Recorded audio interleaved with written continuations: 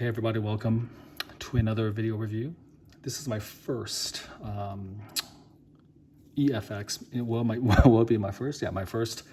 I was gonna say it would be my first and last, but no, I actually did get the EFX Dark Ray lightsaber. But this is my first EFX lightsaber review. As you know, I've been trying to collect and get every one of the mainline master replicas hilts. I've been doing that for the better part of 9 months. Although the first master replicas hilts was of Darth Vader, which I got maybe 6, 7, 8 years ago. But more recently, trying to really concentrate on it. And I swore to myself that I would not deviate and just stick with master replicas, right? Because that's always how the collecting insanity goes. You go from one to the other and pretty soon you're just getting all sorts of crap, all sorts of crazy stuff. But I decided, make an exception. I still have to weigh EFX on a case-by-case basis. They built, I think they got like, what is it? They got the Ahsoka, the Luke reveal, the Darth Maul, and I think that's all the ones I know. I know that there's maybe there's a Dooku stunt version out there somewhere that I don't know about. There might be some stuff that's just not mainline release. Supposedly there was an Obi-Wan reveal one, but that they never really did, I don't think. But in reality, the main ones are this one, the reveal, and the Darth Maul. I'm not going to get the Darth Maul one because, in my opinion, if you have the Master Replicas version, then the EFX one becomes just a little bit superfluous. So for sure, I'm not getting that one. I'm going to be satisfied with my Darth Maul Signature Edition from Master Replicas. And I'm still on the fence about Luke reveal because, I already have the Luke version 2 Signature Edition. I already have the Luke Elite Edition. And so a reveal one with battery and all that other stuff that lights up, I'm on the fence about that. How many Return of the Jedi Lukes do you really need, especially when you have such definitive pieces like the Elite Edition and the Signature version and with Mark Hamill's signature on the version 2, So I'm on the fence on the reveal, but for Ahsoka, I just felt like I really needed to get this piece, mainly just because, she's one of my favorite characters in Star Wars, as she is with many, many fans.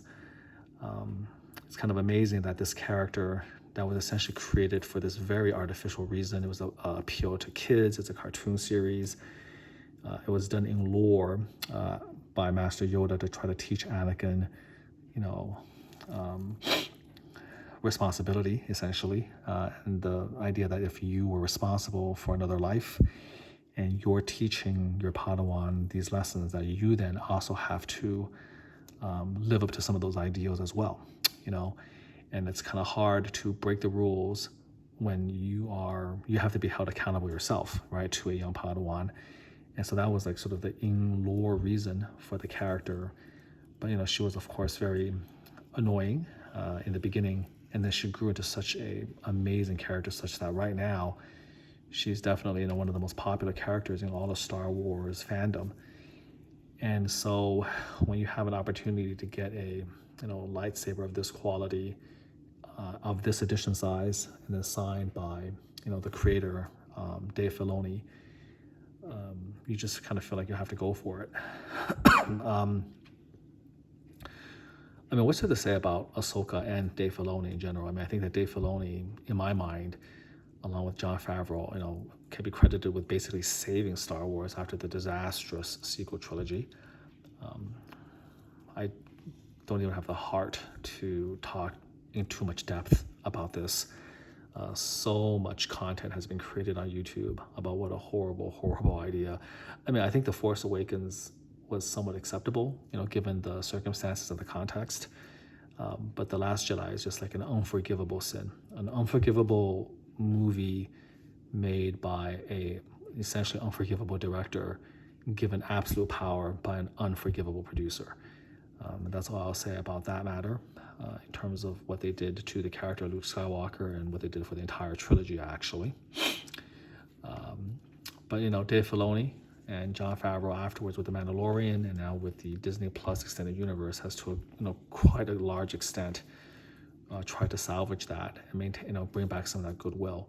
And Dave Filoni has always had this, incredibly insightful and deep understanding of the characters and themes of Star Wars, why people even care about Star Wars and why people love Star Wars. And he has this very, kind of, in my opinion, just almost a genius level ability to connect with those themes.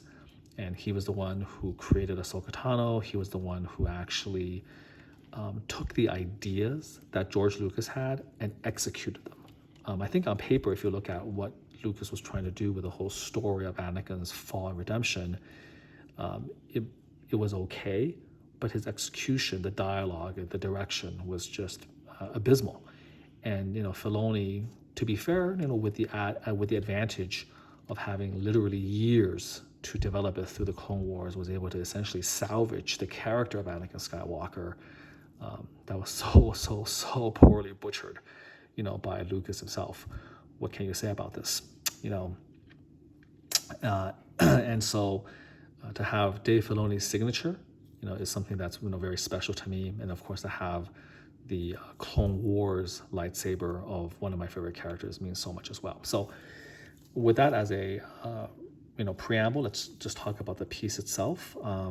This was released by EFX. EFX as a company has had a very storied and controversial history, which, I don't really want to go into too much right now. We can go on that for like literally hours about what they're doing, what they've done wrong. This was one of the products they released. This company was begun by some of the people who were actually at Master Replicas. And when Master Replicas, essentially went bankrupt or was dissolved, they tried to continue what Master Replicas had done with this new company, EFX, but to a much less successful extent. And so there are certain differences right off the bat. For one thing, I'll just say it right now, I don't really like EFX as much as Master Replicas in terms of the overall quality. I think the packaging feels cheaper. We can start with the base. This base is not a mirror base. It's almost like a brushed type. It's basically like a piece of plastic that is then screwed into the corners, and it's over like brushed metal. So this is definitely not a mirror base. Now, it's not like Master Replica's mirrored base was amazing, because it was also kind of cheap material. It was like acrylic, and the scratch, if you so much as looked at it. In fact, I'm going to just go right out and say, I don't believe that there is any mirror base that Master Replicas has produced that doesn't have like a micro scratches. It's impossible. I got a Darth Sidious brand new sealed in box and opened it, and it had micro scratches. So I don't think that's possible. So granted, their bases weren't that great either, but at least it was a mirror, right? And I just don't love the fact that EFX decided not to have that. I kind of like the screw here on the ends that kind of screw the plastic in. It has, I think, EFX logo on it, which is cool. But I don't understand, again, the design. Like, were they trying to make it unique or something? Because what happens is, like, when you put this piece of plastic on top of the brushed metal, there is going to be this like small little crack, and dust can get between the plastic and the metal, the brushed metal base, and it can be sort of a pain in the butt to get rid of it. I managed to do it with a sheet of paper, but still, it's like an odd design choice. Okay, so that's number one. Number two, it does, as you can see, it doesn't come with a acrylic case, so you have to customize that and then fit it around these little screws, or around the edges. There's a little tiny lip. Actually, there's a lip around the base that was made for it. So again, they kind of cut corners and didn't give you that acrylic case. I don't know. I know it would have cost more money, obviously, but the fact that Master Replicas had that and then EFX does it kind of leaves a bad impression again, on me at least. Another thing is that it's kind of cheap, is that these legs, right? In Master Replicas, the legs were actually attached to the base. In this case, these plastic legs are completely separate. You have to actually slide it onto this contraption right here. And so that also feels a little bit cheap. Now, granted, if you do that, you do protect the base from cracking. A lot of these things are there to protect, is like, against quality control issues. Obviously, if you don't have a mirror base, they're less likely to scratch and crack. If you don't have the acrylic legs attached to the base, they're again less likely to crack it. But then it gives you more of a cheaper feel. Another problem with this then is that it creates a situation where the actual actually I'm going to move this, right? So it creates a position where the actual display where the saber is actually placed is now attached to the name plaque. So the signature plaque is actually part of the display, and the legs that actually hold the hilt. Okay, I mean, that's interesting, except that if you ever want to get like another signature plaque with, let's just say, Ashley Eckstein or Eckstein's signature on it, who voices Ahsoka, there's no way to really put it. Well, at least with master replicas, display cases, because the legs were actually inserted into the base and the signature plaque is a separate piece, you can move it around. It gives you a little bit more flexibility. Here, that's not really a possibility. Like if you want to move this all the way over to create room for the Ashley Eckstein's custom plaque with the signature, the entire lightsaber would be off. So it's, kind of a mess. You could try to move it all the way back like this, but if you do that, there's still not enough room, and you don't want to put Ashley's in front of Dave Filoni. So again, overall, it's just problematic. Probably in order to properly do it, you would have to create an acrylic case to put over this lightsaber. Like you put the acrylic case over it, and you put her signature on top of the acrylic case. In any case, it's not very well thought out as far as that goes. So in terms of just the overall,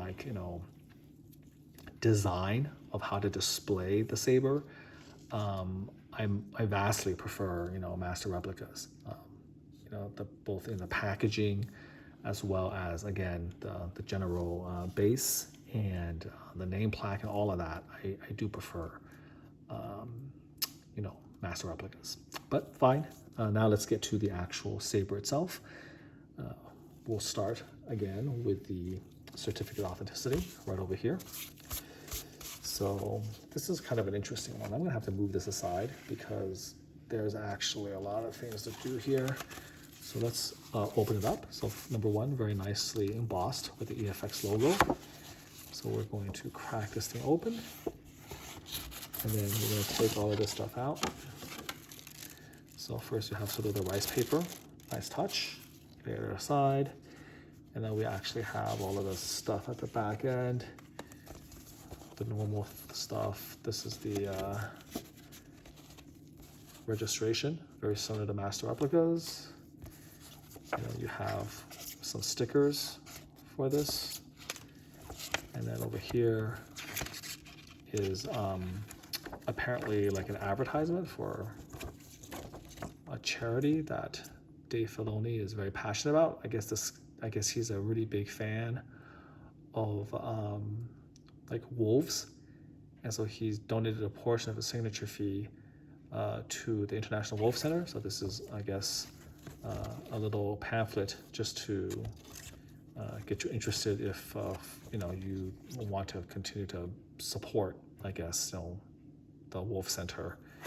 And so I will take the time to focus this and let you read this at your leisure. I don't know if the society is still working or in business, but here's the contact if you should be interested. So that's cool. There's Dave Filoni right there, a much younger version compared to now. Now let's take a look at the actual certificate. So this is actually pretty interesting. And I had a heck of a time actually replacing it. So I'm going to have to do this again, but whatever. You grab both ends. So here's the back end of this. And then you grab both ends, and then you pull. You pull it all the way out. And when you do, all the way out, you can actually open up and then read about this. So here's a really, really nice picture of Dave Filoni signing the plaques. And then I'm going to freeze it so you can read this again at your leisure.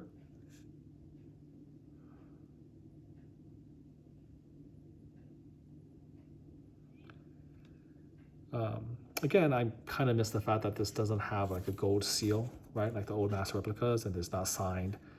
I think Brian Wong was the CEO of the company. He passed away recently, unfortunately. But like, you know, it would have been nice, again, classy to put a gold seal with a signature. And this is sort of generic. It doesn't mention Ahsoka Tano specifically. But again, I do appreciate at least we have a picture of the director and the creator of the character signing it. So you can see here it is Dave Filoni, Director's Edition. And then over here, Ahsoka Tano lightsaber. They only made 574 of these. I have no idea how that happened.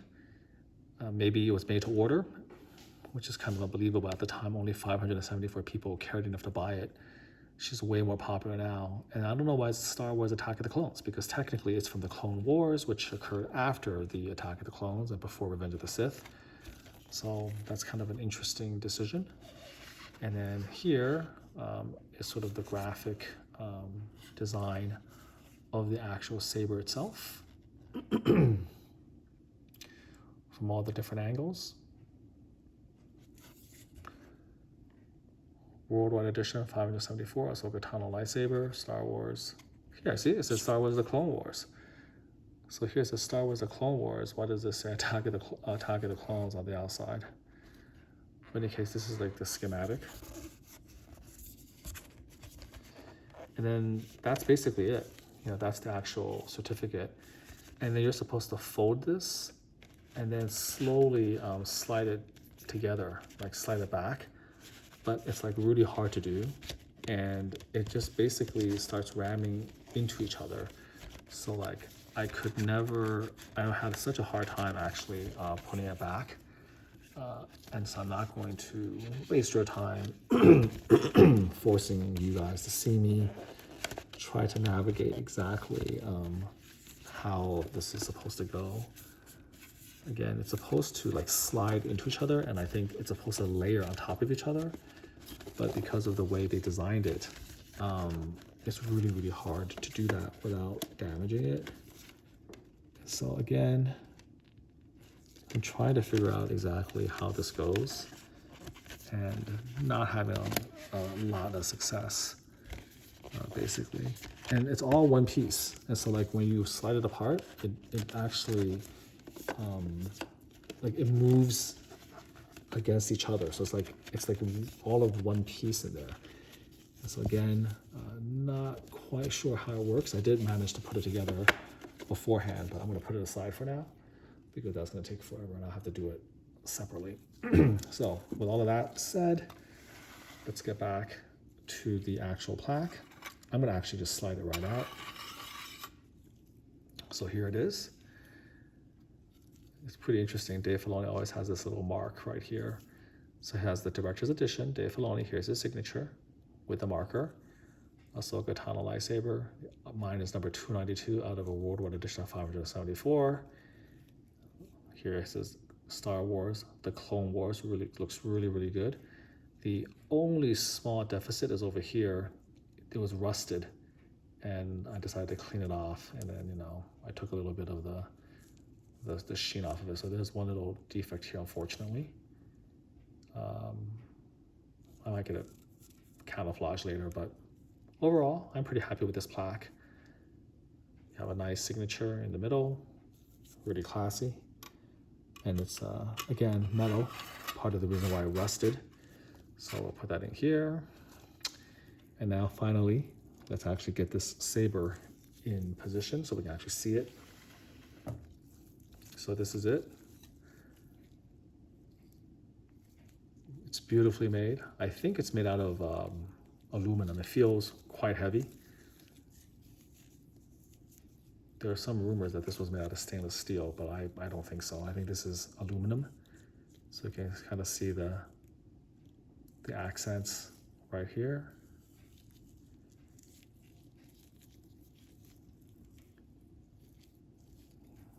Nice fins. Here's the control box and the switch on this side. Take a look here at the sides.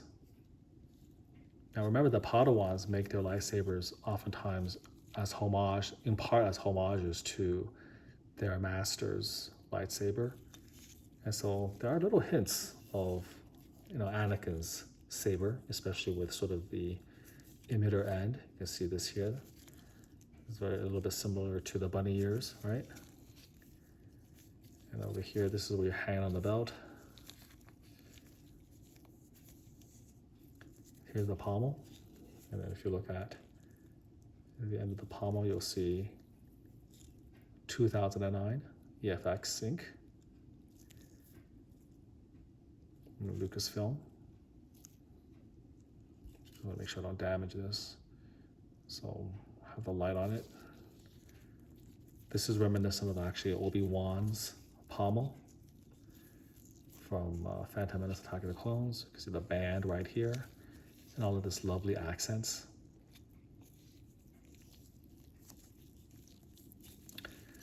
This is sort of like the cover tech that you put in a belt clip.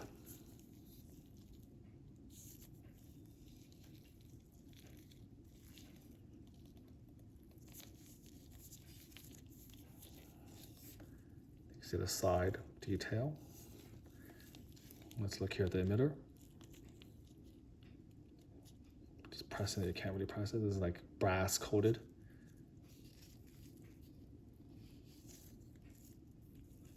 Beautiful emitter. This is reminiscent of Vader's saber.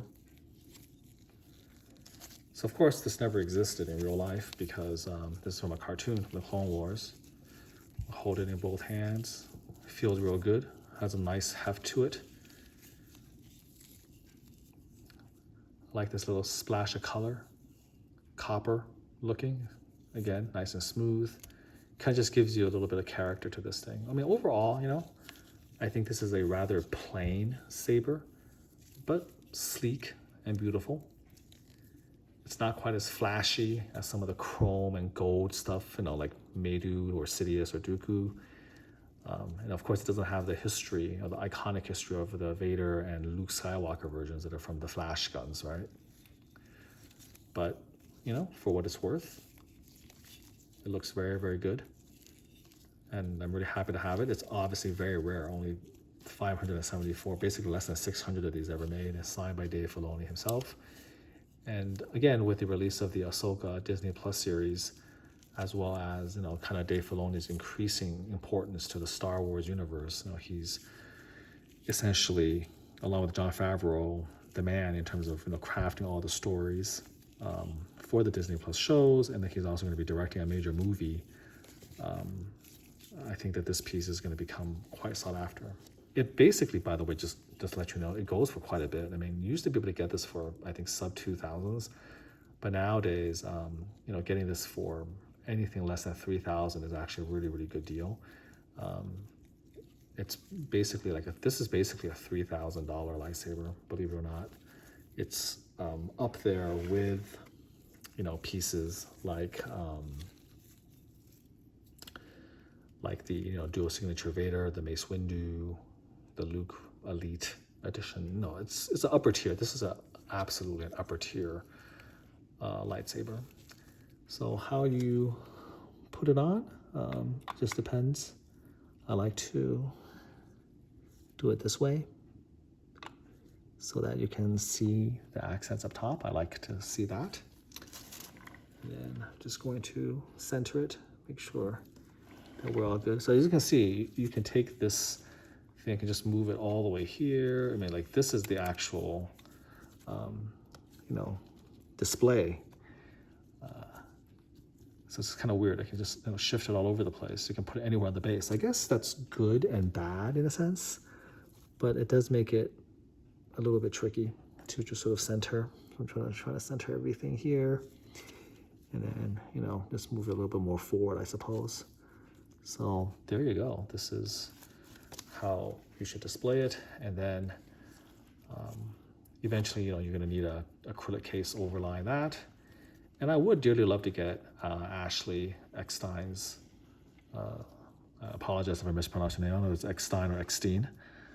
I think it's Eckstein, but I would love to give get the voice actress's signature eventually. Luckily, she's not too difficult a signature to get. She goes to a lot of cons and stuff like that. But I like to get that taken care of. But then once you get the plaque, like where do you put it? You have to put it in front. So it's just sort of an awkward way of displaying it. But yeah, overall, I made the exception to get this, and I am, of course, very, very happy that I did. This is one of the exceptions to the rule because of the director, the character, and it's definitely a tier 1 collectible in terms of the hilts. I wish that EFX had a bit more, like zest, a bit more quality, just a little bit more. But overall, no complaints. Some design decisions I don't really agree with, but it is what it is. They're getting back into the game, hopefully trying to regain some of the trust that was lost over a decade of mismanagement and delays. I bought the Rey Darksaber, and advanced word on that has been very, very positive.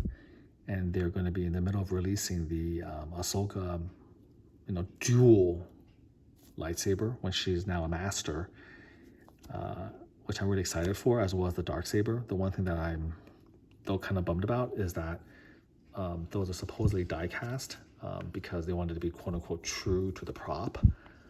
But for this price point and for this level of artistry, how can you give us a die cast cheap toy when your legacy or history are these beautiful aluminum replicas? You have to give us an idealized version if that's the case. If modern filmmaking is now using worse and worse quality, cheaper and cheaper props because everything's going to be CGI anyways, you still have to do the work and get that quality out. I don't know who's in charge or what idiocy, even led to this die cast, but master replicas, when they made the Yoda Attack of the Clones and Revenge of the Sith lightsabers, those never existed. They were CGI, but they still went back and gave you the right materials. So for them to decide to give us a die-cast versions of the Ahsoka dual sabers as well as the Darksaber for the Mandalorian is just absolutely terrible decision-making as far as that goes. They have to be a little bit smarter and better than that. People want prop accuracy, but no one wants to pay like $1,000 for like a horrible piece of plastic because that's what was used on set. It's got to be smarter than that, whoever's in charge there. So I hope whatever is going on gets fixed. It would be very tragic to have like a dual version of the sabers, which I think Galaxy's Edge already put some of those out. And those are cheap toys. So now you can have like a large, cheap toy, right, where you can put the lightsaber blade on it, and then you can have another cheap die cast as a prop. That's just really disappointing, if that's what the way they're going to go. So I'm still holding out hope that they haven't announced the product yet. They were supposed to announce it and make it available for pre-order with the premiere of Ahsoka, which happened last Tuesday, but they haven't done that. And I'm hoping that the reason for that is that they're reconsidering what they're going to do, both the price point and the quality as well, So there you go. This is the Clone Wars version. I tell you, if they make that Disney Plus version cheap, then this will just continue to maintain value and it'll continue to go up because it'll be, again, the quality will still be unmatched. So there you have it. This is the Ahsoka Tano Director's Edition. Only 574 of these in existence. Ahsoka Tano, Clone Wars. Not Attack of the Clones, but Clone Wars. Signed by the creator and director Dave Filoni. I hope you enjoyed this video review. And we have a few more sabers still coming out. I got another 4 or 5 reviews left to go to complete the collection. And until then, do take care.